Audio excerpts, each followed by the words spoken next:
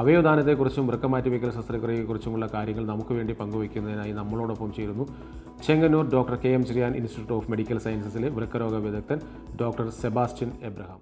കഴിഞ്ഞ വീഡിയോയിൽ നമ്മൾ മസ്തിഷ്ക മരണാനന്തര അവയവദാനത്തെക്കുറിച്ച് സംസാരിക്കുകയുണ്ടായി. അതുമായി ബന്ധപ്പെട്ട് ഉയർന്ന ആരോഗ്യ പരിചരണവും ഉയർന്ന സാക്ഷരതാ നിലവാരവും പുലർത്തുന്ന കേരളത്തിൽ മറ്റ് സംസ്ഥാനത്തെ അപേക്ഷിച്ച് നോക്കുമ്പോൾ മരണാനന്തര അവയവദാനത്തിൻ്റെ നിലവിലുള്ള കണക്ക് താരതമ്യേന വളരെ കുറവാണ്. എന്തുകൊണ്ടായിരിക്കാം ഇത്രയധികം ഒരു ഡിസ്പാരിറ്റി വരുവാനുണ്ടായ സാഹചര്യം? നമ്മുടെ നാട്ടിൽ മരണാനന്തര അവയവദാനം വളരെ നന്നായി ആദ്യം തുടക്കത്തിൽ വളരെ നന്നായിട്ട് തുടങ്ങിയെങ്കിലും ഇടയ്ക്ക് വെച്ച് അത് വളരെ കുറഞ്ഞുപോയി.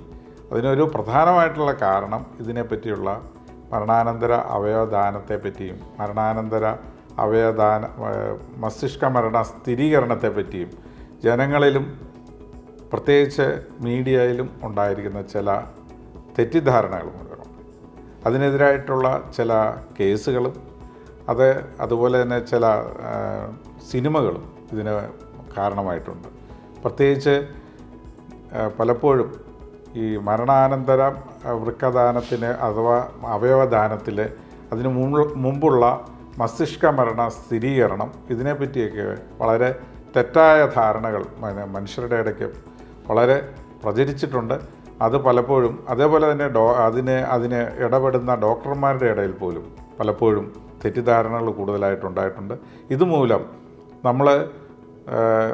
നമ്മുടെ അടുത്ത അയൽ സംസ്ഥാനമായ തമിഴ്നാട്, തെലുങ്കാന ഇവരൊക്കെ മസ്തിഷ്ക മരണം വഴിയുള്ള അവയവദാനത്തിൽ വളരെ മുമ്പോട്ട് പോയെങ്കിലും കേരളം വളരെ പുറകോട്ട് പോയി. നമ്മൾ 2013 കാലഘട്ടത്തിലൊക്കെ ഒരു വർഷം ഏകദേശം 50-60 അവയവദാനങ്ങൾ വരെ നടന്നുകൊണ്ടിരുന്ന സ്ഥാനത്ത് നിന്നും കഴിഞ്ഞ വർഷം വളരെ ചുരുക്കം 10-ന് താഴെ അവയവങ്ങൾ മാത്രമായി ട്രാൻസ്പ്ലാന്റേഷൻ നടന്നിട്ടുള്ളൂ. പ്രത്യേകിച്ച് ഈ മസ്തിഷ്ക മരണാനന്തര അവയവദാനം വഴി നമ്മുടെ സമൂഹത്തിൽ മസ്തിഷ്ക മരണാനന്തര അവയവദാനത്തിൻ്റെ അവബോധം വർദ്ധിപ്പിക്കുവാനായിട്ടും അതിൻ്റെ സ്വീകാര്യത കൂട്ടുവാനായിട്ടും അവയവദാനത്തിൻ്റെ മൃതസഞ്ജീവനിയുടെ നോഡൽ ഓഫീസറായി പ്രവർത്തിച്ച സാറിന് നൽകാനായിട്ടുള്ള ഒരു ഉപദേശം എന്താണ്? ഏറ്റവും പ്രധാനമായിട്ടും മനുഷ്യരെ വളരെ ബോധവൽക്കരിക്കുക എന്നുള്ളതാണ്. ഇതിനെപ്പറ്റി പലപ്പോഴും ഈ തെറ്റിദ്ധാരണകൾ മാറ്റുക. അതിന് കൂടുതലായിട്ടും പബ്ലിക് അവയർനെസ് പ്രോഗ്രാം കൂടുതലായിട്ട് സംഘടിപ്പിക്കുക. അതുപോലെ തന്നെ പലപ്പോഴും ഞാൻ മനസ്സിലാക്കുന്ന ഒരു സിനിമാ നടൻ ഇതിൻ്റെ ഒരു ബ്രാൻഡ് അംബാസഡറായിട്ട് മുമ്പോട്ട് വന്നിട്ടുണ്ട്.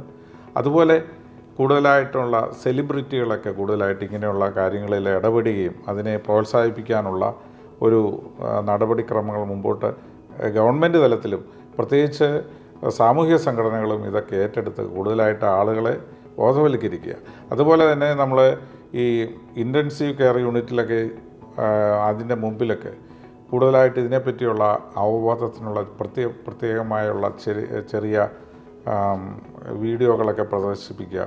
കൂടുതൽ ആളുകൾക്ക് ഇതിനെപ്പറ്റി അവബോധമുണ്ടാകുക, ഇതിൻ്റെ അകത്തുള്ള തെറ്റിദ്ധാരണകൾ മാറ്റുക. ഇതൊക്കെയായിരിക്കും നമുക്ക് ചെയ്യാൻ പറ്റുന്നത്.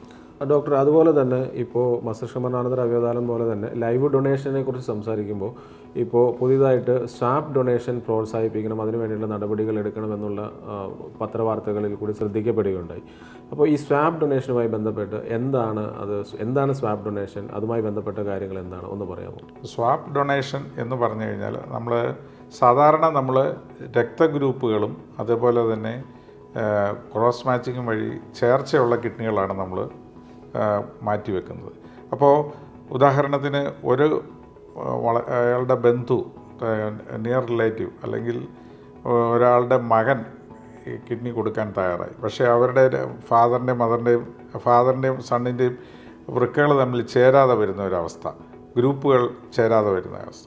അപ്പോൾ ചേരുന്ന ഗ്രൂപ്പുള്ള സമാനമായ വേറൊരു ആളിൽ നിന്നും അയാളുടെ കിഡ്നി ഈ ഫാദറിന് ചേരുമെങ്കിൽ അയാൾ കൊടുക്കാനുള്ള ആളുടെ ഗ്രൂപ്പ് ഈ മകനുമായിട്ട് ചേരുമെങ്കിൽ അങ്ങോട്ടും ഇങ്ങോട്ടും എക്സ്ചേഞ്ച് ചെയ്യുന്ന ഒരു പ്രക്രിയയാണ് സ്വാബ് ഡൊണേഷൻ എന്ന് പറയുന്നത്.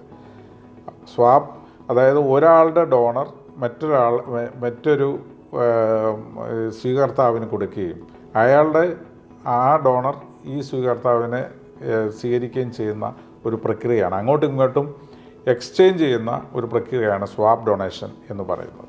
ഈ സ്വാബ് ഡൊണേഷൻ വഴി നമ്മുടെ ജീവിച്ചിരിക്കുന്നവരിലുള്ള വൃക്ക ദാന പ്രക്രിയ കൂടുതൽ പ്രൊമോട്ട് ചെയ്യാനായിട്ട് നമുക്ക് സാധിക്കും. സ്വാബ് ഡൊണേഷൻ നടക്കുന്നത് അപ്പോൾ ഏറ്റവും അടുത്ത ബന്ധുക്കൾ വഴി മാത്രമാണോ നടക്കുന്നത്, അതോ അല്ലാതെയുള്ള കേസുകൾ ഇതിനകത്ത്? അല്ലാതെയുള്ളവർക്കും റിലേറ്റീവ്സ് അല്ലാത്തവർക്കും ചെയ്യാൻ പറ്റും. ഡോക്ടർ, ഇതുവരെ ഉള്ള ട്രാൻസ്പ്ലാന്റ് നെഫ്രോളജിസ്റ്റായി പ്രാക്ടീസ് ചെയ്തതിൽ സാറിന് ഒരു സന്തോഷകരമായിട്ടുള്ള ഒരു അനുഭവം നമ്മുടെ പ്രേക്ഷകർക്ക് വേണ്ടി പങ്കുവയ്ക്കാനുള്ളത് എന്താണ്?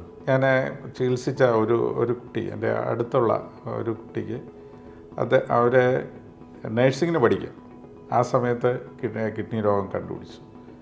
നേഴ്സിംഗ് കംപ്ലീറ്റ് ചെയ്യാൻ പറ്റിയില്ല. എൻ്റെ അമ്മ കിഡ്നി ഡൊണേറ്റ് ചെയ്തു.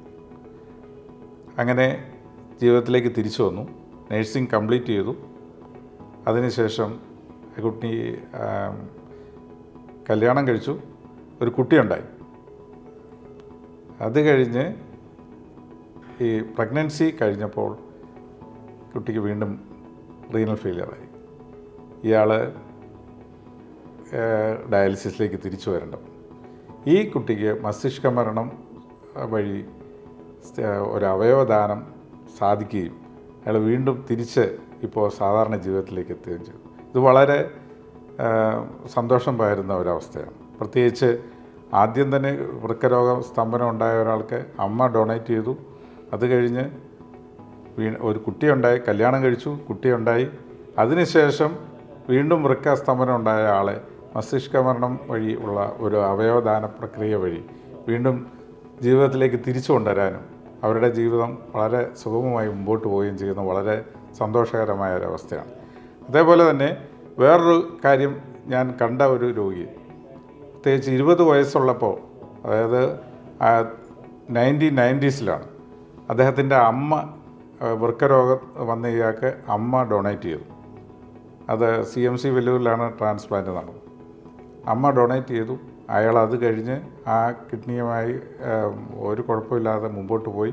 അയാൾക്കൊരു ഗവൺമെൻറ് ജോലി കിട്ടി. അയാൾ കഴിഞ്ഞ വർഷം റിട്ടയർ ചെയ്തു. ഇത്രയും നാളും ഒരു കുഴപ്പമില്ലാതെ അയാളും അമ്മയും സുഖമായിട്ട് ജീവിക്കുന്നു. ഇത് രണ്ടും വളരെ സന്തോഷകരമായ അവസ്ഥയാണ്. അതുകൊണ്ട് വൃക്കരോഗത്തിന് ഏറ്റവും ഫലപ്രദമായ ചികിത്സ എന്ന് പറഞ്ഞത് വൃക്ക മാറ്റിവെക്കൽ തന്നെയാണ്.